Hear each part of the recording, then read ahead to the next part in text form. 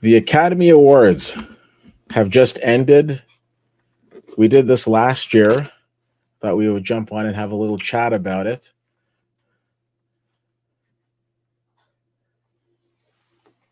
I look very well. Thank you. I've been in the press room tonight. I was accredited to cover the awards virtually, so I've been kind of a combination between watching the awards and then jumping in the press room and being able to listen to the award winners as they come off stage and go into the press room and answer questions to the press that are there and to us who are covering it virtually. So that is why I am a little suited up tonight. Instant reaction. What do you guys think of the Academy Awards tonight? Uh, I thought the show went well. Um, it was finished a little over 3 hours, which is pretty much the norm. I think having all the awards there was great, and also I feel that the show flowed pretty well. Um, I enjoyed it. I will tell you, full disclosure, didn't do fantastic on my Oscar picks. Did well. I didn't think I was going to come anywhere close to doing as well as I did last year. Last year, I got two wrong. I forget both categories, but one was like live action short. Um, and this year, I got a lot more than two wrong. But overall, I'm happy with how the picks went. It's very interesting. So Michelle Yeoh wins for Best Actress. Congratulations to her. Fantastic performance in Everything Everywhere All at Once. But I'm also the conspiracy theorist on my mind is wondering, did Cate Blanchett shoot herself in the foot? After winning the Critics' Choice Award, I believe it was, Cate Blanchett took to the stage and basically said that this is a bit of a horse race, and we shouldn't be against each other. And she didn't win an award since. So I thought that was interesting. So Michelle Yeoh, very deserving. I'm not sad about the outcome. I figured it would come down to one of them, and obviously it did. So congratulations to Michelle Yeoh. I'm absolutely thrilled that Brendan Fraser won. I think that his performance, I've said it before, his performance in The Whale was my favorite performance of 2022. It just blew me away. I would have loved to have seen Hong Chow win the Oscar for Best Supporting Actress. Of course, Jamie Lee Curtis did win. I thought it was going to be a toss-up between Jamie Lee Curtis and Angela Bassett. Angela Bassett not happy. Very obvious at the fact that she was one of the few people that wasn't standing for Jamie Lee Curtis. It's a little awkward. As an actor, you think you could like act your way through that moment, but Everything Everywhere, Everything Everywhere All at Once, 7 Academy Awards. And these are big awards that they won tonight. We're talking Best Picture, Best Director, Best Original Screenplay. Who would adapt that? That's crazy. It's Original Screenplay, Actress, Supporting Actress, and Editing. So all of the awards that it took home, extremely well deserved. Thrilled for that film. I came across somebody the other day who said, "Oh, I didn't care for it." And I know a lot of people have kind of started watching it and gave up on it. I think it's a fantastic movie. One of the things I really appreciate about it is that it is very much an original type film. It's very outside the box thinking. There's nothing cookie cutter about Everything Everywhere All at Once. So congratulations to that film. It's unfortunate, when you look at films like The Banshees of Inisherin, which was fantastic, which unfortunately didn't get recognition, and movies like Top Gun and Avatar, which definitely brought people back to the theater, got more of the technical awards. So that was also interesting. Now, as I'm here with you all live, I'm also keeping my eye on the media room right now. The director from All Quiet on the Western Front is talking, but I'm expecting that we're going to get the lead actor and lead actress winners. So Brendan Fraser, Michelle Yeoh, going to be coming into the media room soon, and then I'll jump off for that. But what else? What were your thoughts about the Academy Awards? Did you watch them? Did you enjoy them? Did you like, how the awards played out? Any sort of thoughts on that? I'd love to hear from you. So feel free to drop a comment in. But I again, wasn't my favorite awards. I mean, I think Jimmy Kimmel did a decent job. I loved at the end when he walked off stage and he had the board. It was like, number of Academy Awards without incident, and then flipped it to one. I thought that was cute. I liked how they kind of poked fun at last year without making last year the focus, because obviously they were going to say something about it. So I liked that. Um, I like the fact that a film from India, RRR, um, came in and won Best Song. You've got performances from Rihanna and from Lady Gaga, and this song from this movie that's just caught on has done really well. It ends up winning the Academy Award for Best Song. So I thought that was cool. But overall, I enjoyed it. Some of Jimmy's jokes were lame and fell flat. Leanne, you're 100% right. I think with Jimmy, it's usually 50-50. Sometimes he has things that are very funny and that are just on point, and then sometimes just kind of like it's just a bit of a groan. So he's done this 3 times. I mean, I would love to see somebody else host it. Um, but I find after the last few years, they just kind of wanted to go back to something that worked for them. I'd be interested. I don't know if you have like a favorite, um, if you have a favorite Oscar host, but mine is sorry, I just had to turn down the volume because I'm catching the live feed of the press room. My favorite Oscar host, without a doubt, Billy Crystal. I absolutely love Billy, and I think he's always done a great job at honoring and commemorating the night. Tina and Amy have done the Golden Globe Awards, I want to say 3 times. Don't fact check me on that. They've never hosted the Academy Awards. I know in one of the years where they didn't have a host, they came up on stage and did like a little monologue. I'd love to see them host it. I think they do a fantastic job at it. Um, but yeah, I'm definitely up for some parody. I last year I know they had um, Wanda Sykes and Amy Schumer, and I want to say Regina Hall.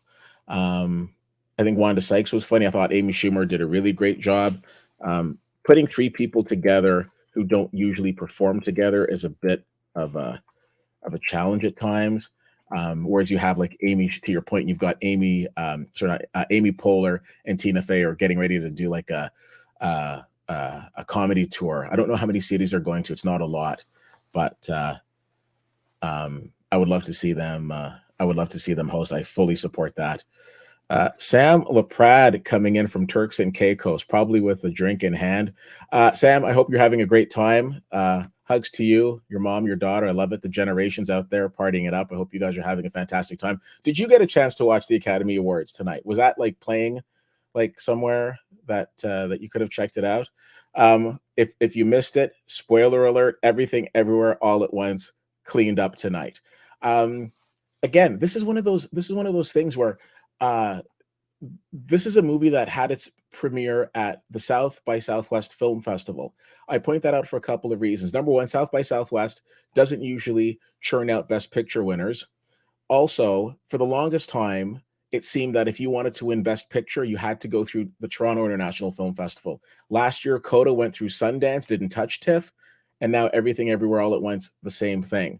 So, on the one hand, you're thinking to yourself, okay, well, how important or how relevant is TIFF if, like, a couple years in a row, their films aren't winning Best Picture? I mean, they're being nominated. Multiple films that went to TIFF were nominated, like at least half of the nominees for Best Picture. But Brendan Fraser and Michelle Yeoh, who both won TIFF Tribute Awards, which is basically like a Hall of Fame type award, if you will. They both won TIFF Tribute Awards this past September. Both won Academy Awards tonight. If you want to go back several years ago when Chadwick Boseman was nominated for lead actor, and everybody thought, including myself, that he was going to win it, even the producers, because for the first time ever, they had that category as the last award of the evening when it's usually Best Picture. Anthony Hopkins ended up winning that award, and just a few months earlier, he'd won the TIFF Tribute Award. So there's this crazy power with these film festivals that lay in the background, which sometimes like come to fruition on Oscar night. I will also say, anytime I'm talking about an award show, and usually I'm talking about the Academy Award show, I always default to a comment that an old friend said along the lines of, "I don't need the Academy to tell me what I like." So my favorite film from last year was a movie that just got released on streaming called Palm Trees and Power Lines. You did not hear it mentioned tonight. It doesn't take away from the fact that I loved it. So if your favorite film wasn't nominated or wasn't even acknowledged tonight, it doesn't mean it wasn't a great film. There's something about the Academy Awards. Sometimes I feel my favorite film aligns with what they have, and sometimes it doesn't. I'm happy for Everything Everywhere All at Once. I think it was a very good movie. I think it was very original and very unique. I think some people went into it with an open mind and were captivated by it, and some people kind of gave it like 10 minutes and said this isn't for me, and they turned it off. So teach their own. Um, the gentleman from All Quiet on the Western Front is still talking. I suspect he's going to be up there for a while.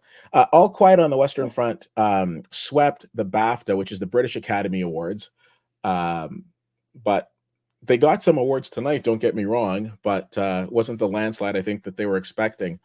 It's interesting when you have a film like that that's nominated for Best International Film and then also nominated for Best Picture.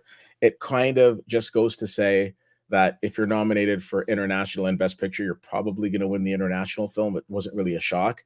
I think one of the biggest snubs, might be a little too late to be talking about snubs, but I think one of the biggest snubs of this year's Oscars was a beautiful Korean film called Decision to Leave. And if you have the opportunity to check it out, I strongly recommend it. I think it's a great film.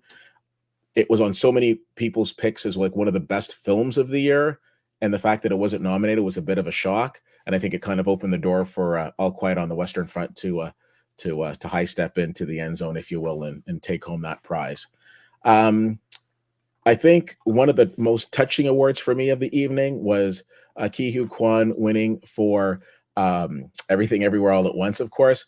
And one of the things that I absolutely love about him winning is that if you go back to his first big award during this award season at the Golden Globes, you would be hard pressed to come across somebody who was more grateful for the moment, more appreciative. And there's just something really sincere and genuine about him that I really appreciate. And I'm really happy and excited for him. So that was wonderful to see. I'm also thrilled that Brendan Fraser won. I've been saying, a lot of times you don't know how strong an actor's work can be. With all due respect to George of the Jungle and Encino Man, his work in The Whale, I've said it before, I'll say it again, my favorite performance of 2022. And it was wonderful to see him get the Academy Award. So that was nice to see as well. So yeah, very excited about a lot of these award winners. Michelle Yeoh, who's had a fantastic career. You're talking Crouching Tiger, Hidden Dragon. We're talking, she was in a James Bond movie. I want to say Tomorrow Never Dies. Here she is at the young age of 60 on the Oscar stage. I think that's fantastic. Jamie Lee Curtis. Again, I felt it was a toss-up between her and Angela Bassett. Jamie Lee Curtis, obviously, I like how she refers to herself as Nepo baby, of course, because both of her parents, were in the biz, and she kind of got raised in the business. Yeah, you can be born into the business. It doesn't mean that you're going to be guaranteed anything. And she's worked hard for it. And the fact that at this stage in her career, I mean, she just put to bed this fantastic franchise with Halloween and, this fantastic performance in Everything Everywhere All at Once. So very well deserved there as well. Another thing that I wanted to mention, which I absolutely loved, Ruth Carter. Name might not sound familiar, but she is the costume designer for Black Panther: Wakanda Forever, and she picked up her second Academy Award tonight. Her first, of course, was for several years ago when she was the costume designer for Black Panther. So I love it. Ryan Coogler just keeps calling her up and says, hey, we're making another movie, who, of course, is the director for the Black Panther series, and she keeps collecting Oscars. So I did have that one correct. I thought to myself, you know what? There's a couple of strong contenders there, but I felt pretty good about that. So I was absolutely, thrilled to see her win for that, and a great acceptance speech there as well. I always think to myself, so listen, I don't know what it's like to sit in an Oscar audience. I don't know what it's like to be nominated and to have somebody else's name called out and what have you. There were so many of the director nominees that when they read out that it was the Daniels that won, that they were surprised. And I'm thinking, I'm predicting this from Ottawa, Canada. I have seen and kept track of all of these different award shows, and the Daniels have just been on this this train of momentum leading up to this. Like, you shouldn't have been that shocked, and at least have like your happy face on, you know. I think, just be mad later. So it's the kind of opposite. Like, the few times that I've had the opportunity of meeting Jessica Chastain, I'm cool as a cucumber in the moment. I freak out after. I'm just saying. So it's there were a couple of people who were caught on camera very, very disappointed, and it's not necessarily the best look, I don't think. But so, yeah, again, I posed the question to you: what moments from tonight's Academy Awards did you like? What moments did you not like? Did you watch? Are you just jumping on because here in the East Coast it's a little after midnight and you're wondering what the heck is Keith doing? Keith's hyper. It's Oscar night. I can share with you that I suck at self promotion, but I will tell you that I will be on CTV Morning Live tomorrow, 7:20 Eastern time, doing a recap of the Oscars. So what I'm basically talking about here, I'll be talking about on TV tomorrow morning. So that's something that you can look forward to. You can set your PVRs for. I don't know, and feel free to check that out. You see me glancing over because I am again keeping an eye on the Oscar media room. I think it's great that they actually have people that are from the I guess from the Sign Language Institute that are signing all of the questions and the responses, and I think that's wonderful. That's something that we didn't see years ago, so it's nice to see that that's something that we have that we have now. Can we take a moment and talk about Sarah Polley? We didn't have any women nominated for Best Director. 2 years ago, Chloe Zhao won for Nomadland. Last year, Jane Campion won for The Power of the Dog. This year, no female directing nominees. That being said, Sarah Polley, Canada's own, did take home the Academy Award for Best Adapted Screenplay for Women Talking. A very good movie that I will say kind of fell to the category of not very well promoted. The word of mouth of that, and even just in terms of like overall promotion, was a bit of a challenge with that film. And I don't know if that was a bit of a hindrance, but it's so interesting to me. I mean, there's some films where Avatar, Top Gun, everyone's talking about it. Hey, we got to see this in the theater. And 100%, those are films that definitely weren't being seen in the theater. But I saw Women Talking at TIFF, and then it comes out, and you basically you see it in the listings at Cineplex, but you're not hearing a lot about it. So I feel that overall promotion of films, like the big blockbusters, you're hearing about, but some of the other ones not so much. So I thought that was interesting. It's unfortunate that didn't get more Oscar love, but I'm certainly happy that it did win adapted screenplay, and that Sarah Polley got her Oscar tonight, and also had a very good acceptance speech to go with it. So that was nice to see as well.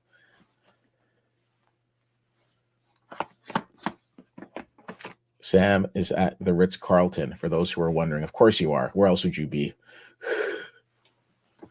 For those of you who don't know Sam LaPrade, clearly you haven't spent a lot of time in Ottawa. She's kind of a big deal. It's kind of like the Prime Minister, the Mayor, and then Sam LaPrade.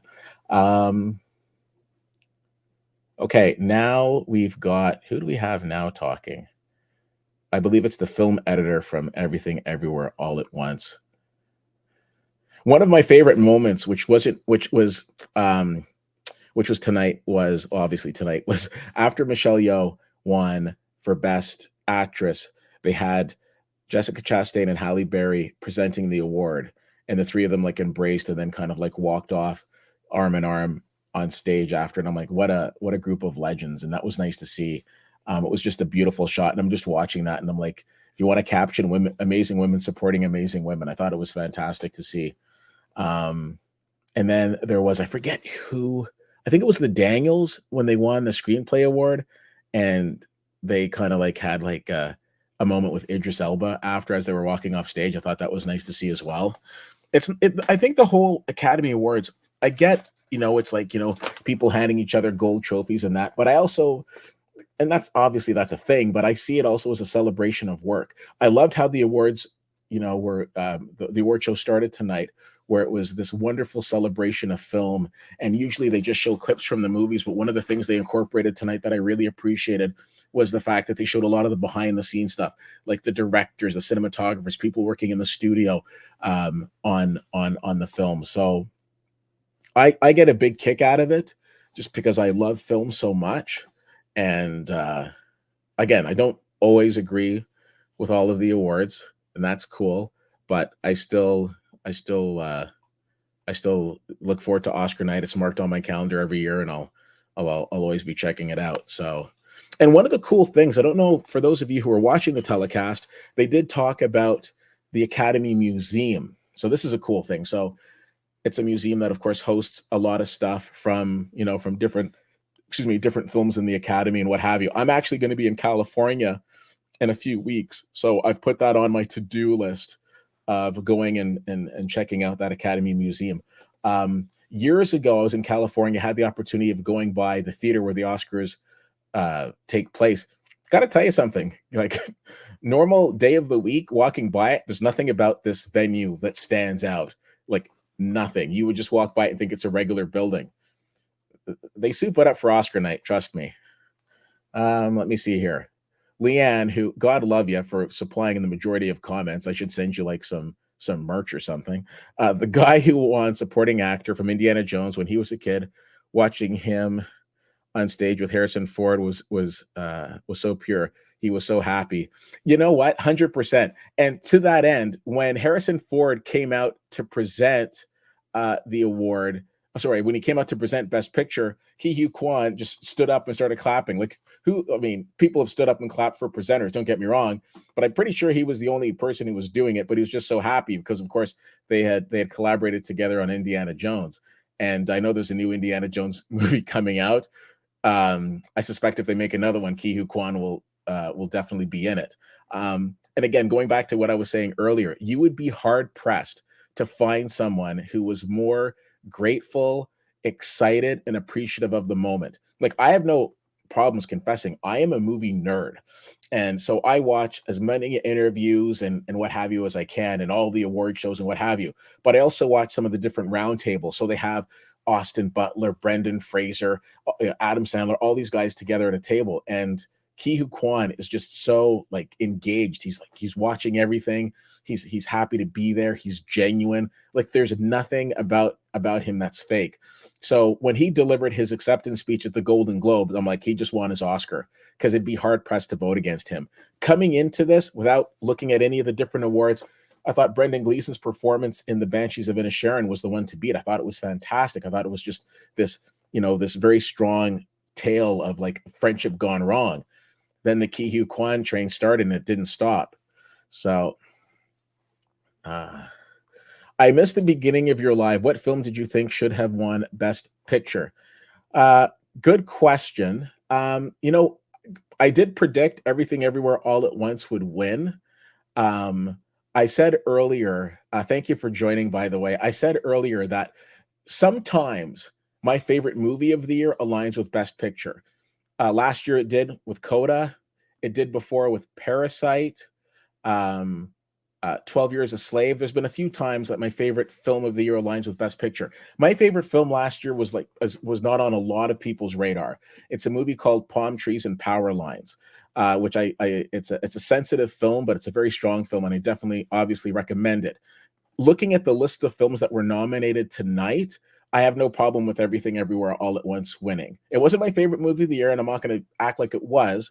But the reason that I like it, and I think a lot of people gravitated towards it, is the fact that it's something original. It's something different. It's taken the multiverse, which we've seen Marvel do and what have you in the Spider-Man multiverse, but they did it in a very different way. And I think it's one of those films where it's just so original and there's nothing cookie cutter about it. We also have to appreciate how many careers were rejuvenated with this film. Not like that the careers weren't doing well, but they really brought these actors to the forefront. Jamie Lee Curtis, up until then, most people, when you think of Jamie Lee Curtis, respectfully, you thought Halloween. Now she's got an Academy Award. Ke Huy Quan, who hadn't done a lot for the last, I think, few decades, explodes back onto the scene, and his agent is going to be, if he or she's not already, fielding tons of calls. Michelle Yeoh, again, at the beginning of award season, this looked like it was Kate Blanchett's to lose. Not so much now, as Michelle Yeoh has been doing very well over the last few weeks, racking up all these awards. So again, I'm not disappointed in any way, shape, or form that that Everything Everywhere All at Once won. I think there were some great films. I think the way that Tar was filmed, you had scenes that were like 15, 20 minutes long, and then you realize, hey, that was just one continuous take. Maverick and Avatar were films that commanded to be seen on the big screen. Again, Women Talking, very good. Actually, group Women Talking and Banshees of Inisherin together is very strong dialogue-driven films. Sometimes I'll review films and people will say, like, you said that was good, I didn't like it. And coming to find out they didn't like it because there was no major action in it. Yeah, but sometimes these dialogue-driven movies, or talkies as I like to call them, are just so incredibly entertaining.